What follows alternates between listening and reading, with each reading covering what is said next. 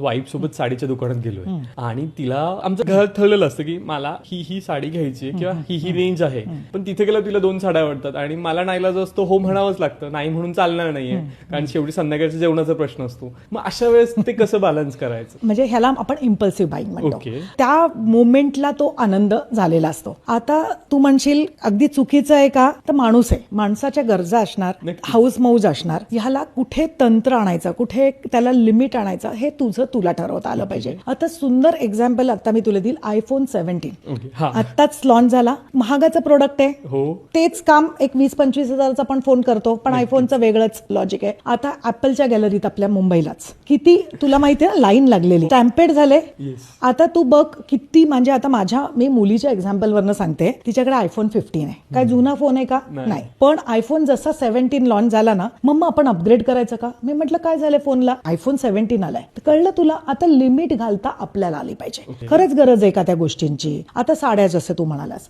2 साड्या खरंच गरज लागणार आहे का मला? का माझ्याकडे ऑलरेडी एवढ्या साड्या आहेत? मग कुठेतरी मग तिथे आपल्याला मग चांगलीच एखादी साडी घेतली तर ती आपल्याला जास्त वापरता येईल. तर तसं तुम्हाला स्वतःच्या मनावर ताबा आणला पाहिजे, नाहीतर काय होणार माहितीये.